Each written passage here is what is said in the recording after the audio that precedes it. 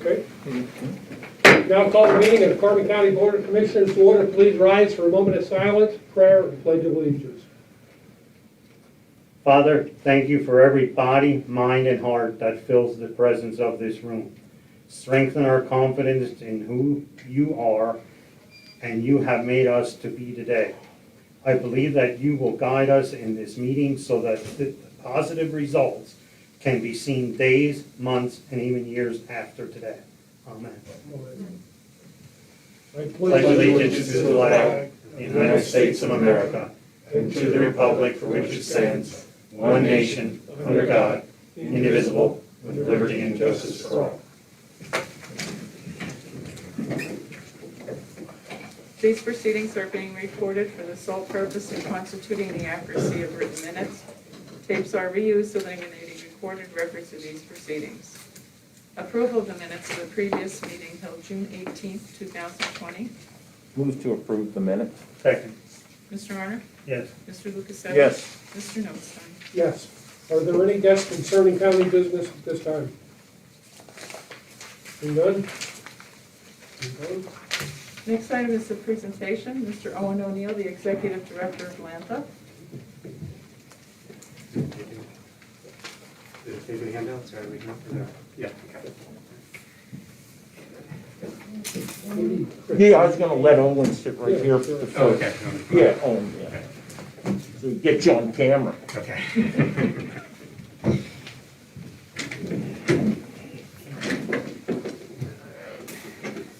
A little bit towards me, Owen. Okay, I'll one more. keep you, all right. Alright. All right, you're good. Oh, Okay. whoa. Not too bad. No, you're good. Anything when you're out? Right. Good. Okay. Send these around here.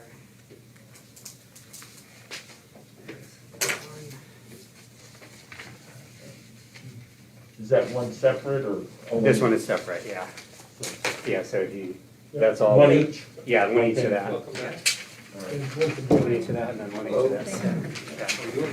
Okay. I'll let you know what it is. Appropriate, well, wasn't gonna say it. Okay, so the first sheet that I handed around is the description of the shared ride fare increase. And the way the shared ride funding structure works in Pennsylvania is that you establish a fare structure which is based on the full cost of the trip. And then for certain trips, the PennDOT pays for 85% of those costs using lottery funds. That's one of the lottery programs that's used for seniors, and that's for people over 65. And then so under the law, what we call the copay, which is the remaining 15%, is what the rider pays when they use the service. And one of the things that a lot of people don't realize is the shared ride service is actually open to the public. Anyone can ride it. They would just have to pay that full fare. And so it's just for seniors that those lottery funds are used to sponsor that 85%. And so this is the structure that we have proposed. It's a process that we go through with PennDOT. We have to show the costs and how we came up with the numbers. And so this is the structure that we have come up with. This maintains the 6-zone structure which we've had in place for a while, and increases each of those zones going forward. And it results in a 90-cent increase for each zone in the copay. And then in what all county area agency on agings have the option to then sponsor part of that 15%. It's not required, but it's something that is an option that the AAAs have. Historically, the Carbon County AAA has sponsored 10% or 2/3 of that 15% for certain trips, like to the senior center, to certain places and things like that. So if that continues, then that would reduce that copay for those continuing for those clients in those trips. So this is the first fare increase in 4 years, and only the second increase in 12 years. So we've tried to keep that, to keep the structure as stable as possible.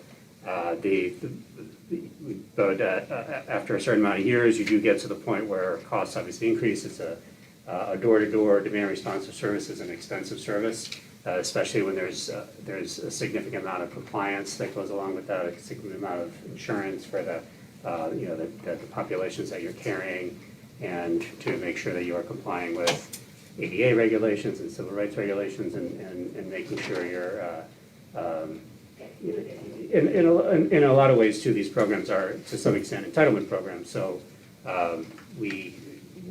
they are available to the public and to certain target populations, and so we can't necessarily pick and choose to say, well, okay, we'll operate that trip because that's not really costly, but we won't operate that one. And so those are things that kind of contribute to the overall cost structure. And obviously over the years, things increase. And so like I said, it's only our second one in 12 years. That's obviously an average of an increase every 6 years. PennDOT actually would like us to do an increase every 2 years. They don't have to go through the process of increasing it, and what that all entails. So we have tried to keep it as stable as we can. As we said, we did talk about this back in February. Initially, we were going to have, it was going to go into effect on March 17th, and then we delayed that to July 1st due to COVID. We have updated all the tickets, and people can, those tickets are for sale already, the new denominations that match the new fare structure, and they've been up on the website, and they've been available for, people can we have an order form, and people can hand the order form to the driver with a check, and then they get their tickets sent out to them. A couple weeks ago, we did start handing out a reminder notice to people that the fares were going to change, and so we have had several people call and get new tickets and make sure they knew what their fares were going to be. We've also, for the last few weeks, when people call to make reservations, reminding them of the fare increase. So we've been doing quite a bit to, one of the things we took from when we were here in February, we had been posting things on the vehicles, and people said, well, I didn't see it. So this time around, we actually handed a flyer to everyone as they got on the vehicle, so to make sure that people are aware. So that's kind of the structure and the process that we've been following for the fare increase. So. Some of the other things, just wanted to go over some of the other things we've been doing also to kind of mitigate some of the impacts of this.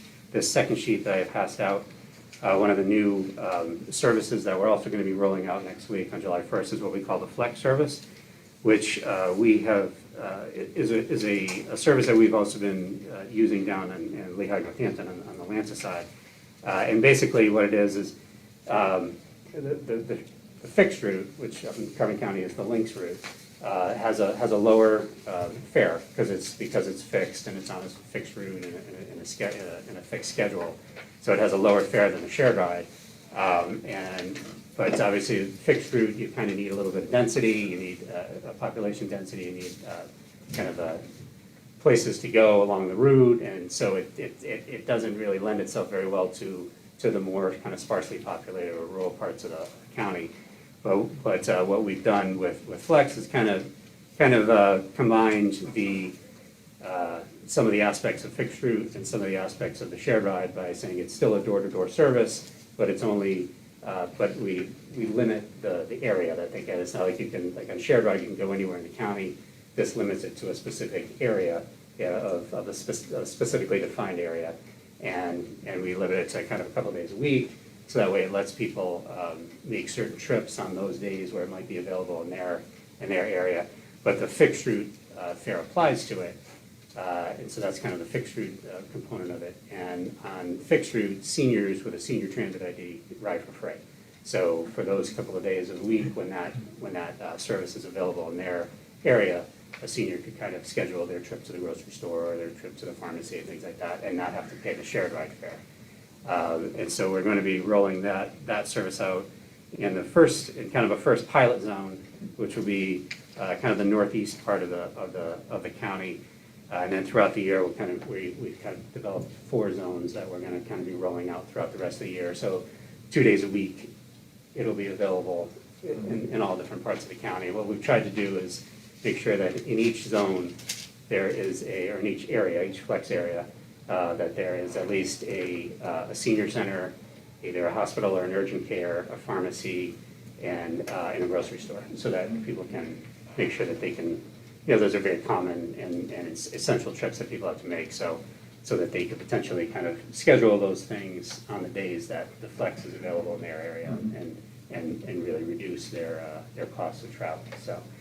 So that's something. The first one will be rolling out. We don't have a specific timeline for the other zones, and we list what the other zones would be, kind of breaking it up into kind of northeast, northwest, southeast, southwest, kind of a look. These aren't set in stone. One of the things we would go back over these with the AAA and make sure, they may say, people who live in Weissport go to the Lehighton Senior Center, or, and make sure that we kind of have it right that way. But this is kind of the general thing that we're looking to do, and kind of roll those out as we work out the bugs with the Jim Thorpe Penn Kidder one, and then kind of roll it out to the other areas of the state hopefully by the end of the year, is what we're thinking. Owen, a question. For this, the first rollout, the JT Penn Kidder Flex Route, Yeah. is there anything that graphically depicts this? Pictures worth 1,000 Yeah. words, so Mhm. I'm wondering if there's something that graphically. Yeah, there is we do have a page on the website, and Okay. we do have a flyer that we're, Okay. and it has them, kind of shows. Yep, the on a route. map, and yeah, Okay. it shows what the area is and, on a map and how it's defined and things like that, so. So we're thinking that that's gonna work. And one of the things that, this has, the fare increase on the shared ride kind of helps us to do this, because the shared ride fare has been kind of artificially low for a while, that we get funding for the fixed route operations, and then we get funding for shared ride. Because the shared ride fare has been kind of too low, we've had to use kind of fixed route funding to make up the difference. And now with the shared ride fare being correct and covering costs, then we can use the fixed route funding to pay for flex and things like that. So, and some of the other improvements to the links. And that's one of the things some of the other things we're doing. We're working on the links route. We've been working with LVHN and St. Luke's to identify all the medical facilities and making sure that they are on the fixed route, the links route. And we're also looking to, in the past, the links has always kind of, there was, kind of did one thing on Tuesdays and Thursdays, and another thing on Mondays and Wednesdays, and a different thing on Friday. And what we're doing now is we're starting to develop a consistent schedule, kind of 5 days a week, that's just gonna do kind of the same route for 5 days a week, and kind of on a consistent frequency. And so we're starting to kind of build to that. That's one of the improvements that we're kind of putting in place now. And then we're working on improving connections with Atlanta services, Atlanta bus services, and then with Schuylkill County services too. So that kind of is more cost effective, instead of running carbon buses into Schuylkill County or into Lehigh County. You might as well, there's already buses there, just kind of work on allowing people to connect to those buses. So that's another thing we're looking to work into the schedule too. And then the other thing we're looking to do this year is rebranding the system. We've been doing a lot of talk just with riders and with the chamber and some of the other stakeholders, and kind of coming up with ways that we can make it more recognizable, and also be able to kind of communicate the difference between the services, that there is a fixed route service here, and then there's a shared ride service, and working to kind of allow people to kind of differentiate that and understand that. So those are some of the things we've been working on too, and rolling out over the next few months. Yeah. Owen, question? Yeah, Owen, does the new Flex CCCT Flex, Mhm. is that gonna demand any more resources in the way of buses? Because we spoke, and this was 5 months ago, maybe it was March, about the optimal number of buses Mhm. taken into consideration in service, in maintenance, and in reserve. Mhm. Is this gonna create any greater demand on the number of buses that are needed? No, because the nice thing about the flex service, and kind of what we did down in Atlanta too, is it's fully kind of incorporated into the shared ride system already. So so you have vans out there going around anyway, so if you have a flex trip, you just go and you pick that person up and bring, so it's, so on the flex route, we don't dedicate a van to flex. Right. It's just like, there's just flex trips, so someone might get on the van and they're riding under flex, but the person sitting next to them is riding right. under shared ride or, you know, or something, so. So it kind of uses the capacity that's out there already. Right. We had previously found it necessary to suspend fixed route Mhm. into Northampton County, right? We Mhm. stopped Right. at Palmerton. We stopped at Palmerton, Right, right, and yeah. that was when we were transitioning and Right. Mhm. they were not. And now, in the meantime, if I recall correctly, the terminus was more or less the Kmart, is that correct? And, on certain trips, and then certain trips went all the way down to the Lehigh Valley Mall. Down to the Lehigh Yeah. Valley. Right. So my understanding is the Kmart is closing. Right. There, so Yes. therefore, we no longer need to do that, Right. and that will be eliminated. Yeah, and Yep. what we're planning to do is have the Carbon route end in Palmerton. That's right. Yeah, and then have the Lanta route that ends in Walmartport come into Palmerton, and then they can make connections there, because that route, that Lanta route goes down, goes to El Tri-C, Schnecksville, and then goes to the mall. So it would kind of be a better way, so if people needed to go to those places, we just kind of line it up so they can transfer to that bus, instead of running a Carbon bus all the way down along a route that's already being covered by a Lanta bus. You know, so it kind of just makes more sense to use those resources instead. So I have one more question, and this is actually gonna feed into a further down the line item. We talked about the optimal number of buses, right? We currently have how many buses? 14. 14. Mhm. And what's the optimal number in the fleet that is needed, taken into consideration in service, in Mhm. maintenance, and reserve? Right, that is, we're basically at that level now. 14 is the right number, Is yeah. the right number? Yeah, yeah. Okay, Mhm. great. Okay, perfect, thanks. Yeah, and I should note too, I do want to say that, just in terms of kind of what we've been doing during COVID and kind of what is happening now, the shared ride system, well, as you remember, the link system, we suspended it and stopped. We have since brought it back, I guess, 3 weeks ago now? Yeah. We brought it back 3 days a week, it's Monday, Wednesday, Friday. And we're kind of, and basically it's just it goes from Palmerton to Coaldale, so that it goes into the St. Luke's Miners Hospital in Coaldale. And so basically kind of running the same route, a few trips a day, Monday, Wednesday, Friday. And what we're just kind of monitoring ridership. Ridership hasn't come back up to pre-COVID normal levels yet, so, and just monitoring people's requests and things like that. And so that as ridership continues to tick up and people are asking for more, maybe we'll kind of go back to 5-day. But the plan is kind of to keep that 5-day, that it would always just be Coaldale to Palmerton, you know, kind of the same route, rather than what we used to have where we'd kind of do one thing on Tuesdays and one thing on Thursdays. We kind of think the consistency of the same route 5 days a week will help to generate knowledge of it and interest in it and things like that. So that's the plan. And then on the shared ride side, we never curtailed the availability of the service. We never said, oh yeah, we're not, you know, we're only going to run during these hours now, or we're only going to run, you know, 3 days a week, whatever. We kept it 5 days a week during the hours that were always available. It's a reservation-based service, so the riders themselves limited the amount of service, you know, because it went down. We were down about 2/3 or so, and it fluctuates from Mondays, Wednesdays, Fridays are a little higher because there's just more people on Monday, Wednesday, Friday dialysis schedules than Tuesday, Thursday, Saturday. But we kept it running. The vast majority of the trips were dialysis. Probably 85, 90% of the people riding were going back and forth to dialysis. But we were able to kind of keep that going. But we're starting to see a slight tick back up now. But it's still down to about, it usually ranges from about 50 to 75 trips a day, whereas we used to be like 125 to 175 trips a day. So it's still down, but we're starting to see like kind of a slight tick back up. And so that's just a question, we have the capacity to, as trips start to come back up, that we would just be able to add and accommodate those trips.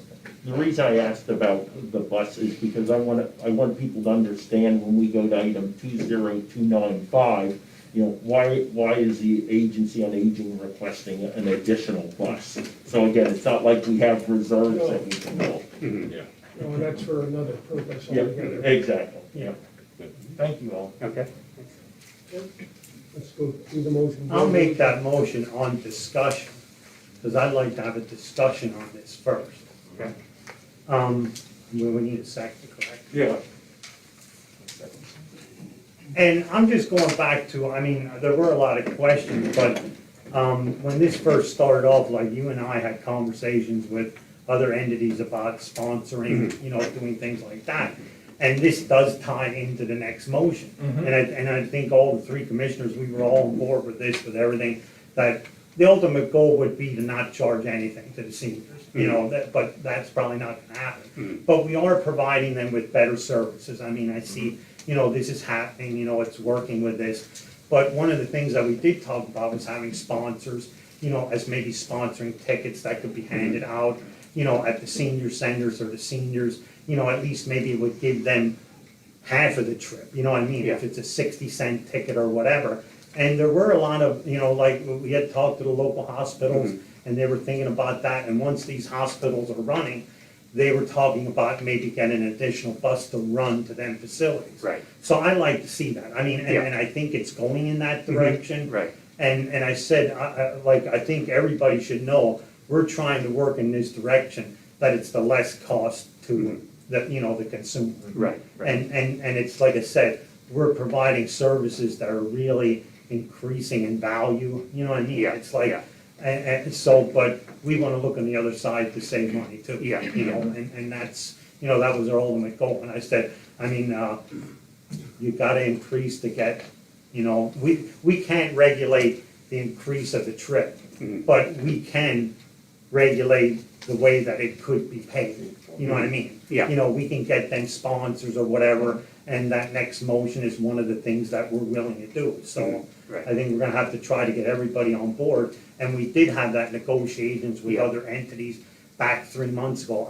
I'd like to see that start Yeah. tomorrow. Yeah, right. And we have reached out, we were, basically had something in place with LVHN, and then we were having conversations with St. Luke's, and then, the world got turned upside down. Yeah, I know. And so we are starting to, but we've re-engaged with LVHN, so we're having those conversations, and we'll, St. Luke's had said, we'd like to talk to you again once all this things calm down, so we will definitely re-engage with them. Yeah, and there's a good connection now, I think, like if you get a complaint, if we tell you, that'll be addressed, you know what I mean? Yeah. Not that it wasn't in the past, but, Mhm. we're a little bit more pertinent on trying to get this finished. Yeah, right. Rocky, and I think too, this next motion or the motion Yeah. that you were gonna really literally buys us time to work, rework those now Yeah. that things are opening Right, up a little right, bit. yeah. And the biggest problem we have here is being a rural county. The biggest complaint we have, and probably the most difficult to solve, is the transportation issue in Carbon County, because we're so rural, and the cost, to make it cost effective is the challenge. Right. It can be accomplished, but what are the taxpayers willing to pay for that convenience? Right, yeah. And as Commissioner Ayner just said, in Carbon County, you have offered a higher level of service than some other rural counties where they do kind of say like it's only a couple days a week, or you can only go here, you can only go there. So this is it is a higher level of service that's provided. Yeah, and it's good, and it keeps getting better as the days go on. Right. Mhm. Okay. Call, Right. proceed, Mr. Honor? Yes. Mr. Lukasevich? Yes. Mr. Notstein? yes. Next item for your consideration. That'd be 2291, is that correct? That's correct. Yeah. Move to transfer the funds. Second, Mr. Honor? yes. Mr. Lukasevich? Yes. Mr. Notstein? Yes. I think maybe we should Yeah. discuss, Wayne, if you wanna. Yeah, if I may, It's Alyssa, Wayne, while this we have again. Owen here, and she's a guest, if you would like, have any questions at this time? Yeah, well, I was gonna ask, are you able to stay for like a one-on-one interview, Owen, after the meeting? Sure, Okay, that'd be Mhm. great, then I can just ask you, because I have a lot of questions. okay. And take up the time. Kelly, welcome back. Thank you. Yeah. The rate fair takes effect when? July 1st. July 1st. July 1st, correct, yeah. Okay, and on the flex service, The what is the senior fare? The senior fare, if they have one of those senior transit IDs, which there's just a one-page application that they have to fill out, which is either on the website or the senior centers have them too. Then on the flex service, the senior fare will actually be free. Oh, okay. Yeah, so just like the fixed route, the Lynx bus, seniors ride for free on that, so on the flex, they actually ride for free as well. Okay, that's all I had, thank you. Okay. Further questions? Okay. So if I could emphasize, look, for the next 7 months, based upon the passing of this resolution, for those area agency on aging sponsored seniors, which is almost, will be about 8,000 one-way trips between now and December, based on historical averages, there will be no direct fare increase, out-of-pocket expense to the seniors who are sponsored. That's what that second resolution primarily does. And yeah, and actually, we still have, luckily, we hadn't trashed them yet, we still have the old tickets on the old, right, so we'll continue to sell those for people who are taking those trips, those sponsored Okay. trips, yeah. Yes, Kelly. How much is that going to cost the county? 2,000, we're estimating $2,390 some dollars. Okay, Okay, thank you. all right. Okay. Thank you, Ed. Okay, thank Yes, you. sir. Okay. Move on. Okay, the next item is the opening of bids, Carbon County Correctional Facility Water Storage Tank Maintenance Project. We have one bidder, Mid-Atlantic Storage Systems Incorporated, out of Washington Courthouse, Ohio.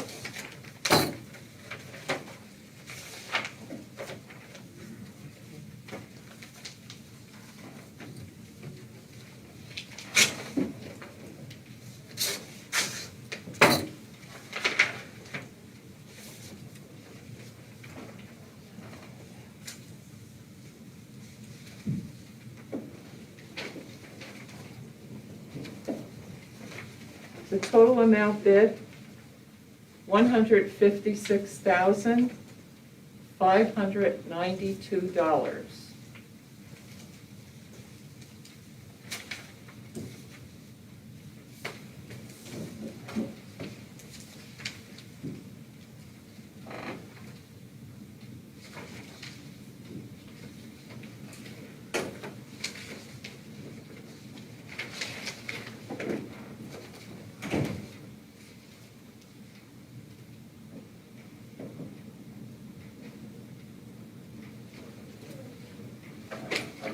Okay, there is a 10% bid bond. So I'll go ahead and make the motion and move that we table this for a period not to exceed 2 weeks. Pass it to our county engineer in order to review the technical specifications and make a recommendation to either accept or reject the bid. I'll second that. Mr. Honor? Yes. Mr. Lukasevich? Yes. Mr. Notstein? Yes. The report of executive sessions held? There was one executive session held on Wednesday, June 24th at 9 a.m. for personnel reasons. Next item, department reports, the budget transfers. Move to approve. Second, Mr. Honor? yes. Mr. Lukasevich? Yes. Mr. Notstein? Yes. Expenditures, approval of payroll check numbers 72459 through 72500, and direct deposit check numbers 6020524 through 6020940 for for the payroll paid through the payroll fund checking account for all county funds totaling $559,615.88. This is the payroll dated June 19th, 2020. Move to approve. Second. Mr. Honor? Yes. Mr. Lukasevich? Yes. Mr. Notstein? Yes, Approval of check numbers 214063 through 214168 for expenditures to the general fund clearing account totaling $300,910.91. Move to approve. Second. Mr. Honor? Yes. Mr. Lukasevich? Yes. Mr. Notstein? yes, The treasurer's report? Move to approve. Second. Mr. Honor? Yes. Mr. Lukasevich? Yes. Mr. Notstein? yes, Next item is a resolution for adoption authorizing the County of Carbon to join with other local government units as a settler of the Pennsylvania Local Government Investment Trust. Move to approve. Second. Mr. Sheehan? Yes. Mr. Honor? Yes. Mr. Lukasevich? Yes. Mr. Notstein? yes. At this time, I'd ask our treasurer, Ron Sheehan, to elaborate on this action. Okay, good morning, Commissioners. Just a little bit of background. What we have just entered is an agreement to join Pliget, which basically stands for Pennsylvania Local Government Investment Trust.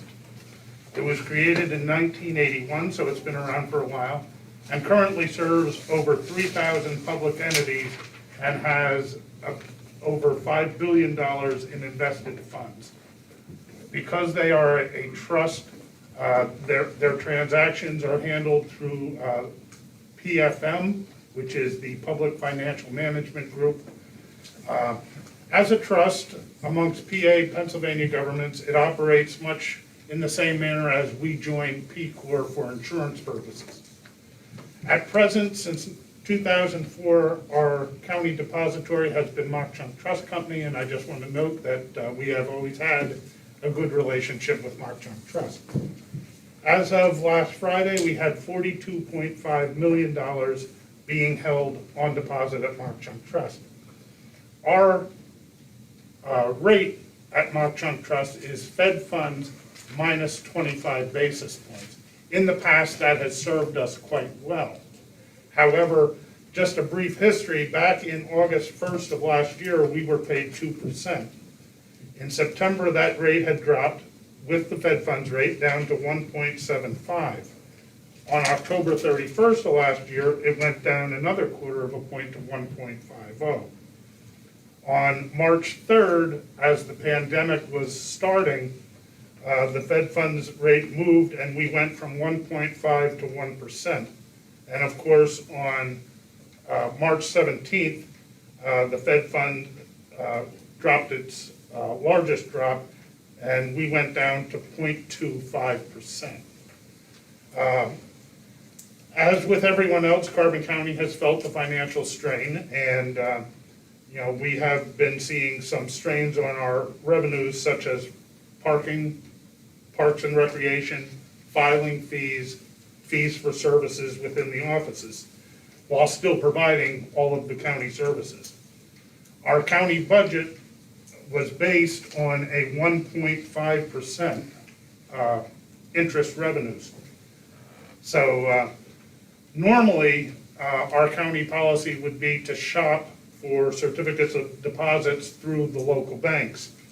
However, these funds, because of the uncertainty of the county's finances, it was decided that these funds needed to stay liquid. So because of the liquidity factor, also the fact of social distancing would make it very time consuming for us to shop multiple banks to try to get a liquid bank account and get rates back in a normal period of time. The reason for the timing for this happening now is, of course, we had to wait for the commissioners to get some solid numbers on your capital projects, because that's where the bulk of these monies are sitting. I believe last week you presented the plan for Susquehanna Street project. So we're going to have some idle cash from this, and that's where the bulk of the movement may be. With that being said, there's nothing against us possibly doing some CD transactions through local banks in the future, but right now, this was the more crucial and most prudent thing to do at the time because of the monies involved.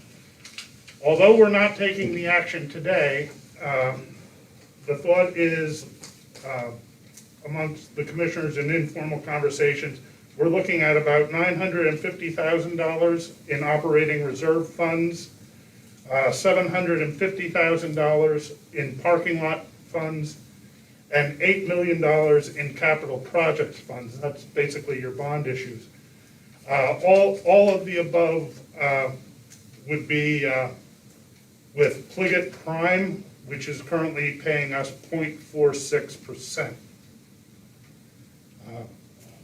With the capital projects, there would be an additional one-year CD of $5 million. Presently, that rate is being quoted at 0.60. All of these rates that I'm giving you today are net of any fees. So it's truly an apples to apples. The rates that I'm giving you are the rates we're going to be paid. And that is apples to apples to the 0.25 of Mock Chunk Trust because our banking relationship is a no-fee relationship. So the rates I'm quoting are the rates we'll be receiving. So again, you know, the investments aren't being made today. The ending dollar amounts could be more or less pending the rates that will be quoted to us when we go to settlement, which I'm anticipating to move this money on Wednesday, July 8th. Ron, I thought we were at least in initial discussions, I hope I didn't miss it, about the COVID block grant funds. Well, And understanding that we probably won't be dispersing until more or less the beginning of September. Right.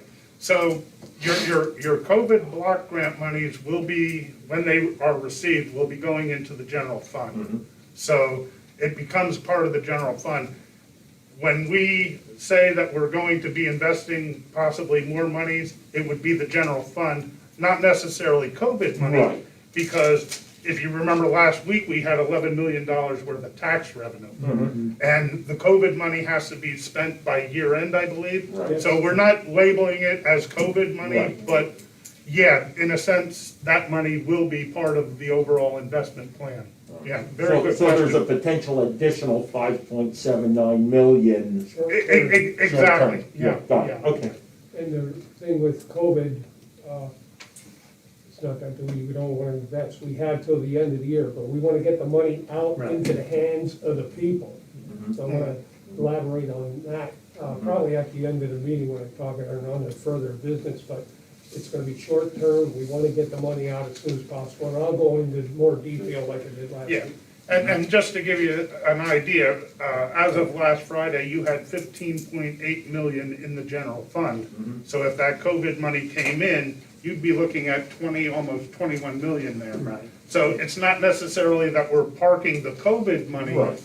but we do have the flexibility of taking some of the general fund money out at 0.25 and getting something a little bit higher. So, And even if they're in CDs, we can take it out within a limited time that that we don't have a penalty on the money.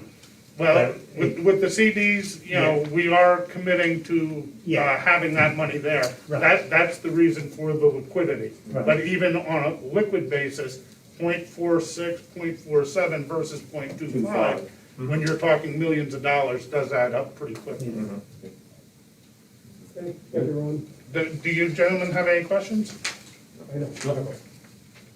Very well done. Yeah. And just wanted to reiterate or echo Ron's comment about Mock Chunk Trust. They've been a good partner over the years and continue to be, and there's Yeah. absolutely no reason. You know, it's nothing personal against them, and unfortunately, they're gonna be losing that investment money themselves. So it's a business decision on behalf of the county, but as of all the banks, not only Mock Chunk, but Jim Thorpe, et cetera, and all the banks we've dealt with in the past have always been very cooperative and goodwill historically. So, Okay, Okay, next item is the personnel report.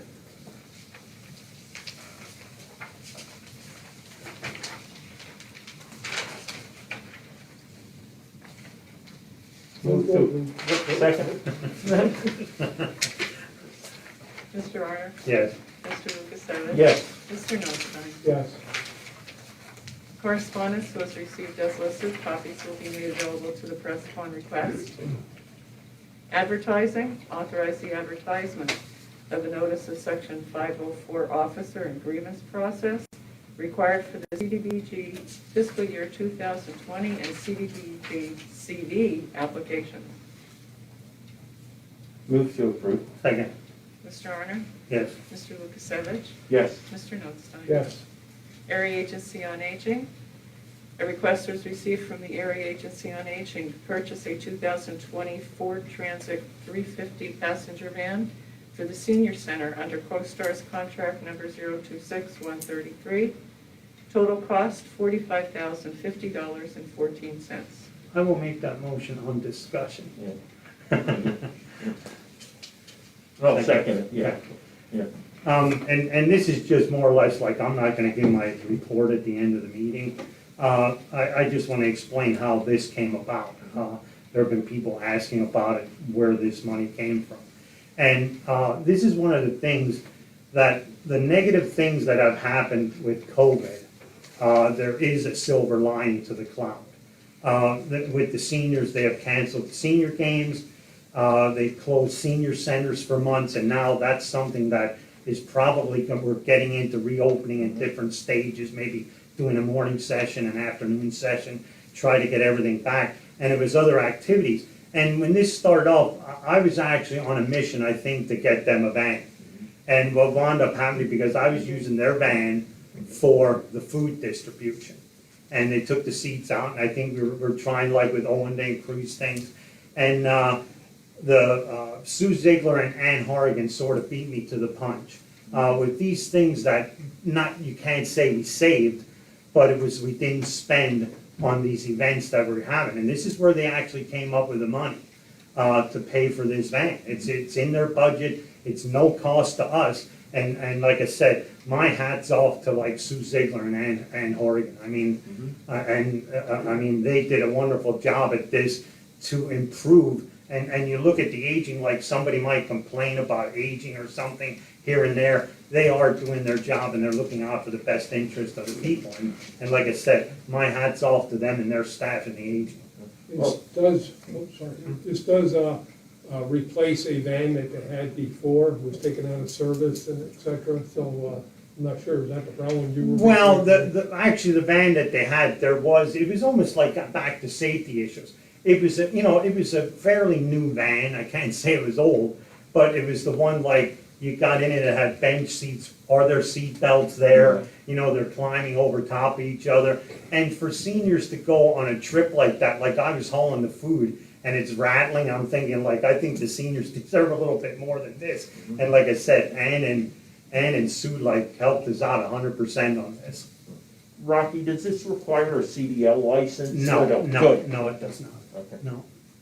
No, it's, and the one that they're replacing is actually a 15 passenger. Right, yeah. Now, this is a 14, but it has comfortable seats, and, if they gotta take a trip, if they're going for an hour, it's much better than riding on the frame. Yeah. How many passengers? This is a 14. 14. So it's pretty big. I mean, it isn't, it's, anybody could drive it. I mean, I think they have a couple people that are Yeah. regular drivers. I mean, Right, yeah. it's not that somebody's just gonna jump in and take off with it. Most of the cases, it's the senior center. Yeah, the directors, usually the directors of the senior centers. Okay. All right, Mr. Arner? yes. Mr. Lukasevich? Yes. Mr. Notstein? Yes, Next item is the COVID-19 County Relief Block Grant for ratification.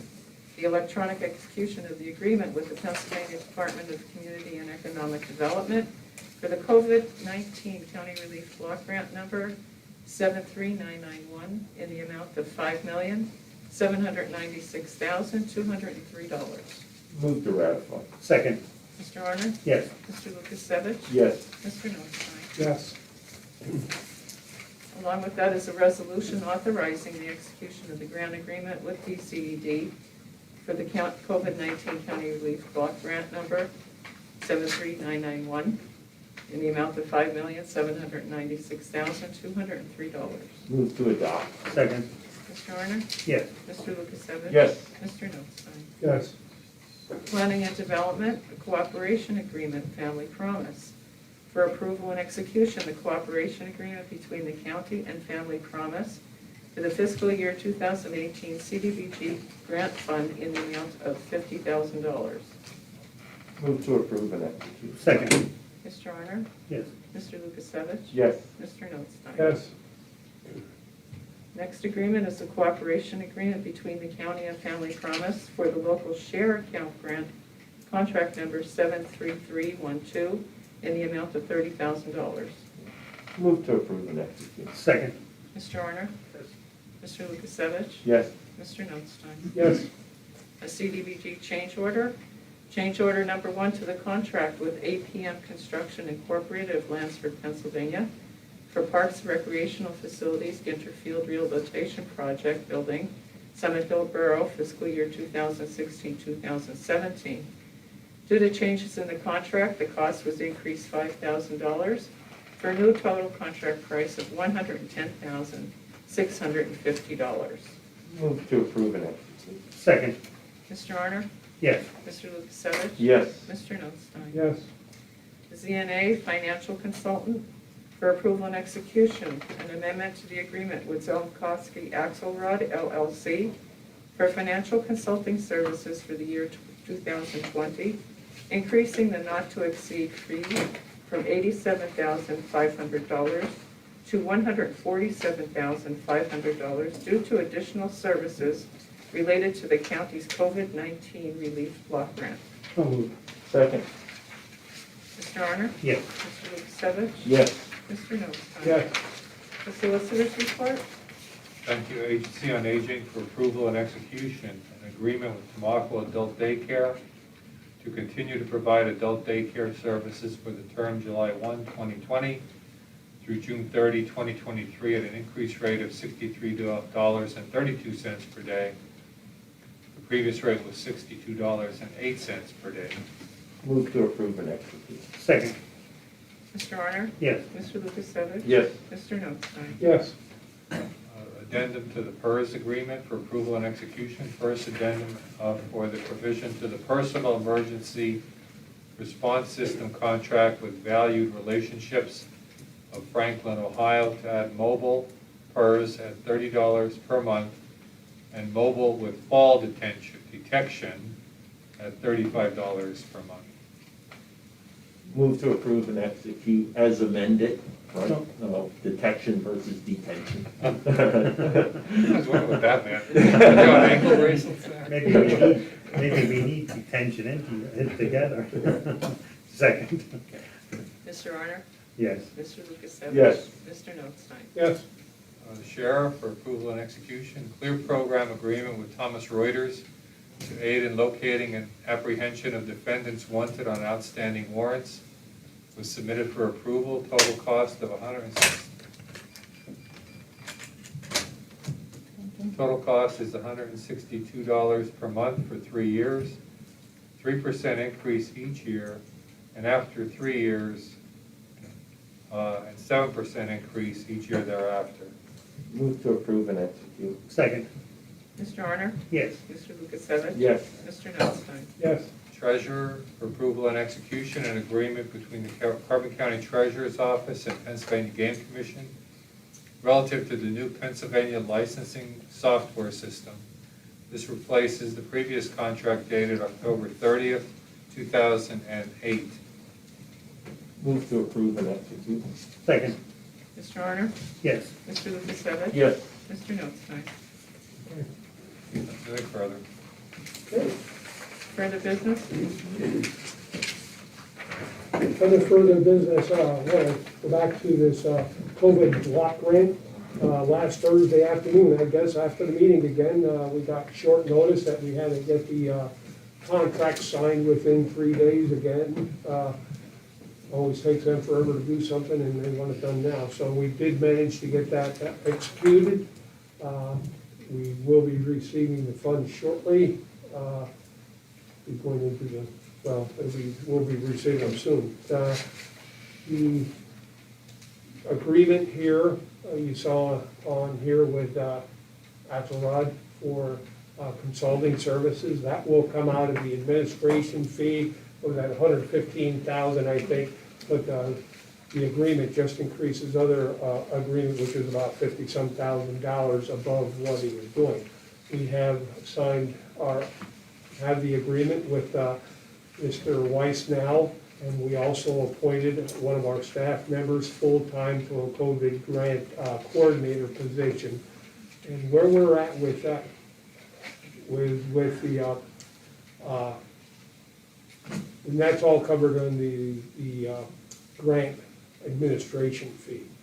We have met with the Carbon County Community Foundation, County Chamber, Economic Development Corporation, and a few others. And I wasn't at the meeting on Monday, but they talked to the commissioners from Monroe and Pike County because of a joiner board and how they're gonna handle those funds and the distribution for the MHDS or end of that. So they're pretty sure they have an Per agreement there. capita, Yeah, they're gonna send so a per we are capita. working on putting those committees together. We have a few, each entity is gonna be picking a few people, maximum 5, to review the applications. We are in the process of developing an application for all the entities. You will have to specify under what category you are falling, whether, what funds were expended. You must have your invoices, et cetera, to receive the funding. The applications will be sent back here. They will be reviewed by the coordinator here first, and Jeff, and they'll review them. At that point, they'll be turned over to the committee members for the various groups, nonprofits, municipalities, business, tourism, some of the separate groups that we have or committees. For review, they'll come back with their recommendations to the commissioners, and we will proceed then with the, trying to figure out how we would distribute or who gets what and what percentage. My fear is that that sounds like a lot of money after the administration fee and everything else is only about just short of $5.7 million. So it's a lot of work in the meantime. That's why when we talked about the investment today with Pliget, that it's going to take that long till we get the applications put together. We hope to have them out in the middle of next month sometime. Give them a couple of weeks to apply for it, and then till we go through the applications and verify all the information is correct, et cetera. Hopefully award it sometime late August and proceed with starting to distribute those funds. I don't know if I missed any other key points on Well, that. I think- Well, the one thing I do want to point out, we are getting a lot of calls, whether we're getting the money and how to do this. The applications will be online as soon as they are ready. My recommendation is that you start, our recommendation, I should say, start getting your paperwork in order now. Make sure you have all the proper invoices to verify your expense on COVID-related issues. It cannot backfill any government, municipality shortfalls, so. Yeah, and I think that was, he more or less hit it. Like, everybody should have their documentation, even if you spend $100 for plexiglass at a mom and pop store. That's, this is not something that you have to have a specific dollar amount. If you have $100, or if you think that you had functions throughout the year that you had for several years in the past, and you think, okay, I lost X amount of dollars this year because we had to cancel our event, try to keep all of them together and present that to us, because us three here are gonna be the ones that are making the decision. I mean, they can present all, you know, we have all these other people that we're thankful that they're helping us do the paperwork. But it's like, we're looking to the small businesses and people that didn't get for the last 4 months. In regard to who is gonna be served by this, I think there's an important part. I saw in the Times News last night a editorial. And it says, in Pennsylvania, granted waivers for businesses to remain open but refuse to provide the criteria used. The names of businesses granted waivers are those that were refused.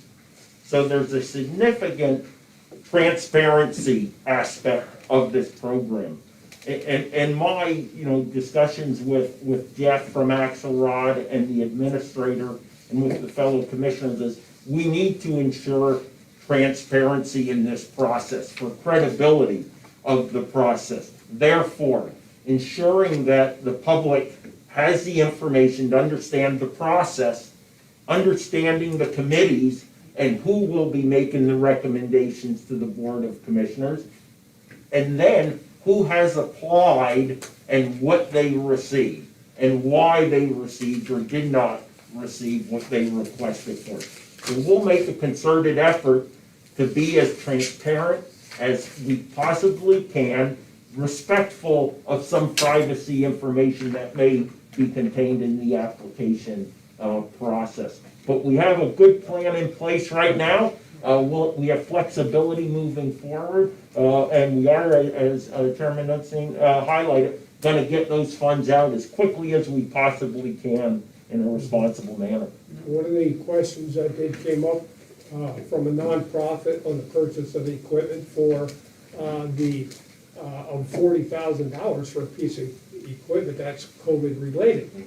Here's the problem, when we have so many applications, we cannot guarantee that we'll be able to fully fund that $40,000 for that piece of equipment. Because I suspect that many businesses, many nonprofits, and other agencies are gonna be applying for this funding. So it's gonna be a very difficult decision for all of us, the committees and the commissioners. We're gonna have a lot of unhappy people, but we are only given so many dollars, and we are given the guidelines, and this is what we have to follow, so we're gonna try to make it as fair as possible, in the distribution of those funds. So we'll do what we can and go from there. Okay. That's all I have on the further business today. Commissioners' reports, Mr. Arner? None. Mr. Lukasevich? Yeah, I have a couple things. First and foremost, I want to thank the treasurer and controller for the efforts over the past couple of months, really to look at some significant issues and help us maximize the funds and resources we have in consideration of some of the revenue cash flow challenges we're having. I want to mention just a simple little thing. The retirement board in its last meeting, we had 19 individuals who were still receiving paper checks. The retirement board went and decided that we would all convert to direct deposit. Again, just a small thing. But I'd also say that we worked together to relieve the county of being a guarantor for St. Luke's Hospital with those bond issues. Pretty significant. A third, the Pliget that we're taking, those really resources that are just sitting there and getting actually more out of them than we currently were. And then, just got notification a couple months ago, we mentioned in this setting the refinance of the 2017 bond issue. That has taken place, and we projected a total savings over the period of that issue of about $640,000. Well, fortunately, and I will say by the grace of God and by luck, instead of $640,000 in long-term savings for the county, with this refinance, if I could use the term, of the bond issue, the county will be saving, and the taxpayers directly, $742,000 over the period of this bond issue, which goes to 2041. And again, we're not extending how long we'll be paying that particular service. So our grandchildren will not have to pay this. Fact is, we'll go ahead and save, the number is about $44,000 per year based on that. So that's a lot going on there. Rocky, you didn't see this, but when we were up in Weatherly, I think in February, right up at the Weatherly Center, Okay. and we had seniors who came to us in regards to a pool table. Oh, yes, And yes. we just got word today that grant was approved, so the senior center in Weatherly. So this has been a good day for seniors, right? We are able to offset the potential They got a van cost and a pool increase. table They got, there. and now they have a van to get there, you know, they might have a few bucks for a coffee. No, that's good. And I said, I think you Yeah. can see it like even with us, and even like what he was talking about, the financing. Yeah. I mean, you see a lot of areas that they'll refinance and save money on, they extend the years. We're trying to keep it what it is and maybe possibly get the years off of Get it, that more out of we it. don't Yep. extend it way out. Yep. You know, so I said, I hope everybody sees what we're trying to do here with everything. I'll mention, because it hasn't formally come out on the NEPA website yet, it should be there in a hyperlink very shortly here. The final draft of the parking analysis for Jim Thorpe is published. It's about a 14 megabyte document, and that's why it hasn't been emailed around yet. But the borough of Jim Thorpe and the county has been provided that. And in that regard, again, we're not sitting passively and gonna sit this on the desk or sit it on the shelf and allow it to collect dust. Already, we have been in contact with the borough of Jim Thorpe, last night at the Jim Thorpe Tourism Agency meeting, talking about the results of this and what might be in the realm of the possible to actually take action on sometime in the future. Working with planning and development, there will be congestion mitigation and air quality funds available in 2025 that could be used and focused towards some of the recommendations in here, to include many of them that have to do with pedestrian safety.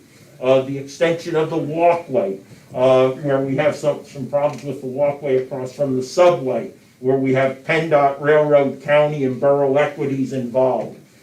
We have some quote-unquote illegal, would be now illegal parking spots along Lehigh Avenue.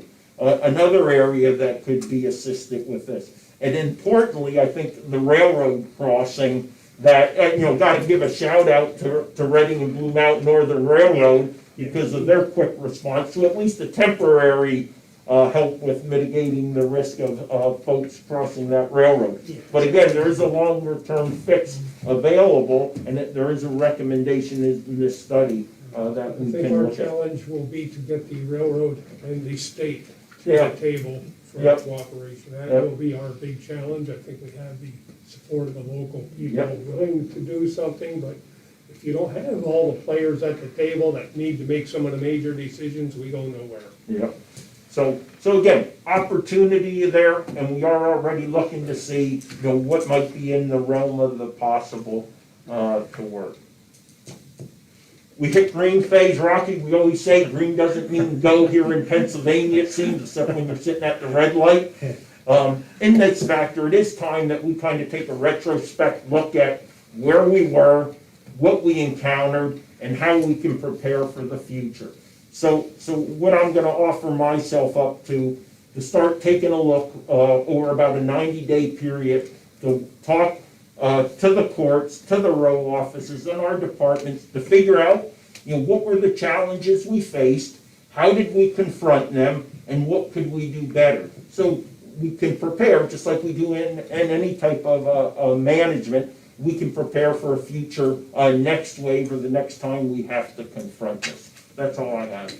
As far as that's concerned, I still encourage people to make appointments to the various Yeah. offices, so we don't have everyone coming in at one time. I also encourage everyone to do as much as possible online. My biggest fear, and that of many, is that people think they're in green, they can just do what they want. However, looking at, watching the news again this morning, I see one state is seeing a surge in COVID patients, in particular the younger people. And they may be living at home, and they're going home to their parents or elderly grandparents without even knowing sometimes that they are even carrying the COVID-19. We cannot let our guard down. We're still gonna ask everyone to wear the mask when possible, as well as social distancing. We're still looking at the plexiglass. I think we have most of them covered. We still wanna take all safety precautions, and it's not over yet. It won't be over for quite some time, I fear. My worst fear right now, so please be cautious. Try to especially distance yourself from those non-believers that are not wearing the mask, etc. Okay? That's all I have for that. Meeting adjourned. Kelly?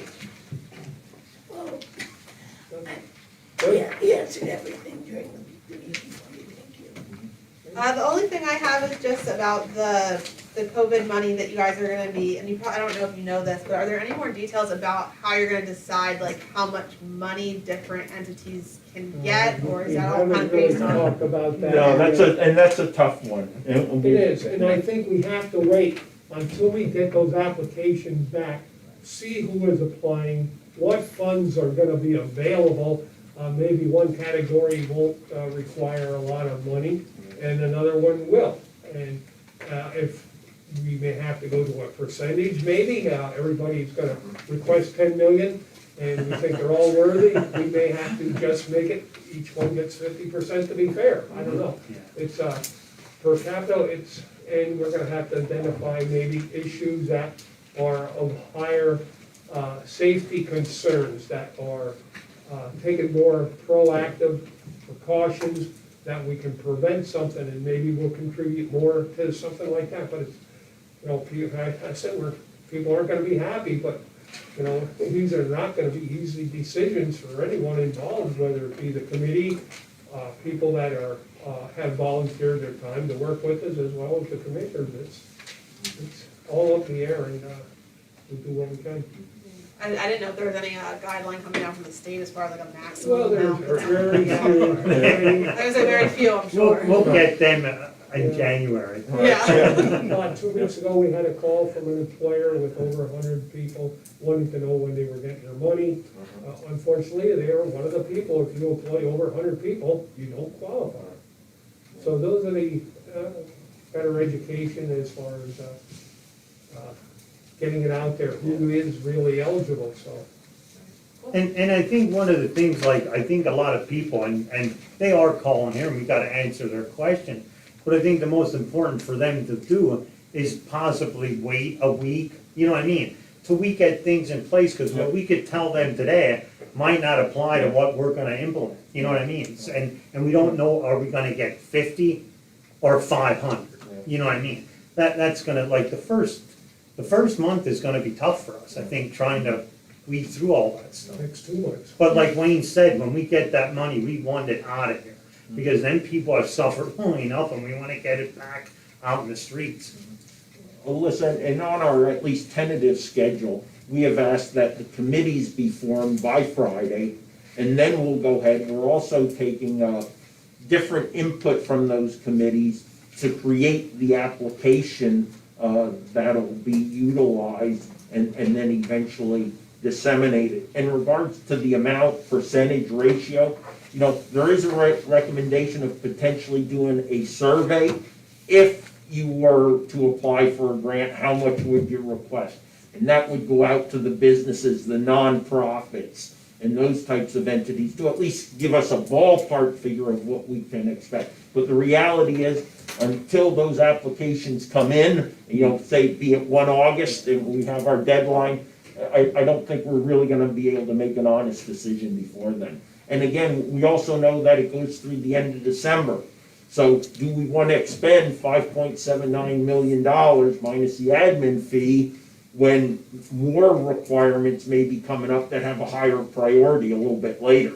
You know, that we just don't foresee, or potential applicants don't To foresee. begin with, it has to be spent by the the end of December. You have to spend it. You can't have it obligated Yeah. or committed. Yeah. You have to spend it. So in looking at the application process, what might be coming up, I think we have to set a deadline or maybe November 1st, that any expenses up until then, because we can't wait till Yeah. December 30th to make a decision and pay them today. Yeah. You're gonna have to go all back through that committee process, right, a transparent process, to get it back to a board decision. I think that's all I have. Okay. Thank you. I had some from Amy that weren't answered yet, so from the Times News. And I'm gonna pass this to Mr. Nosey. So the bids for the water storage tank project at the prison is different than the one you just rejected, correct? Yeah. This is the second project up there? Yeah, this is the second project. There's actually two projects. One is the tank renovations, inspection. We have to clean the sediment out. There's some small leaks, some corrosion issues that we have to address. Not only is it to work on it, we then have to take water test, get it, has to be tested, I think it's 2 days in a row to be DEP approved before we can start using that tank again.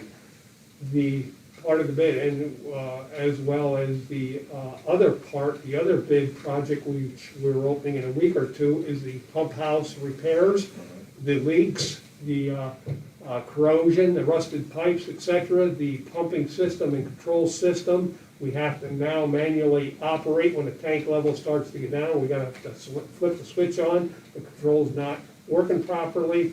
The tank level gauge, we had no, they're not operating properly to alarm us when it is low. As far as the other project, the piping, control panel, the pumps, all have to be replaced. Because they are over 25 years old, the pipes are rusting, and I showed pictures before of all the leaks and everything, the chlorination system, et cetera. Their DEP regulations have changed, so we'll be addressing that issue as well as getting our maintenance people certified and doing the testing and everything at the prison. We are specifying in the specs that before we shut down, you must have all the necessary equipment, at least in your shop or on site. Not that we shut it down, start working on it and find out a pump or a control panel cannot be delivered for 2 months, because then we're up to crap. So all the equipment, everything needed is required to be on site or in your shop before we even proceed with those bids. So it's gonna be a long process. It's a good time to do it right now, so I hope we get this other bid in and we get it approved right away, that we get everything we need, because the prison population is down right now, but that is gonna change in a hurry, so. It's gonna be, it's inexpensive. For this part of the phase of the project, I'm happy with that cost. I'm not happy with it, but I was really expecting more because of the amount of time and work that has to be done on that tank part. So we'll see what happens when we open the next bid, and if everything meets specifications per the engineer, and hopefully we might be able to award it next week. So Amy also asked if the family promise motion now gives kind of the green light for the purchase to take place. Yeah, now they have the funding, it's official. Yep. We have the agreement with Family Promise to release the funds to them so they can make that purchase of that church and proceed with that homeless shelter. And there was one more in reference to the motion in regard to the CLEAR program that the sheriff is running, and we've asked Amy to reach out for more details on the particulars of that. And I do have something on that. You wanna just- I can either give it to them or, but Tony had actually sent this, and they were Okay, got asking it. about the CLEAR program. And it said, he's sent this, the CLEAR program is a background investigation program utilized by law enforcement agencies that consolidates several search engines in an efficient manner. The benefit is a more rapid response as opposed to searching each database separately. We will use the service primarily in our warrant service duties in an effort to promote office efficiency.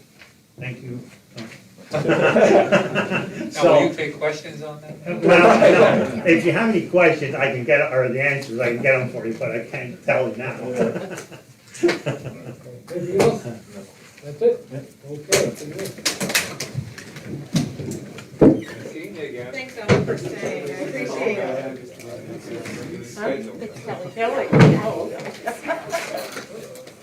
If you wanna like sit where you were sitting, that's probably good, and then I can have the microphone on the table. Thank you all. Okay, Thanks, Alan. Yeah. Yes, we'll get that Hey, set Greg, up. you mind if I move my name? Oh, sure, yeah. I just don't want you to be confused, you know? Larry said he faxed. People know who you are, Chris. All right. Thanks. Okay, good. So, I mean, I don't know if that's all right or what. And then I don't know how them other ones are. I'll take a look. Are you going to the library Monday morning for the construction meeting? But, Ellie, am I going to the Melissa, Weatherly for let the me turn this construction off. meeting? sure. Live She's in streaming. charge of my sketch. When is it? Monday, he said. I guess I'm gonna have to get, I'm gonna have to look. Because they're getting toward the very end. yeah, I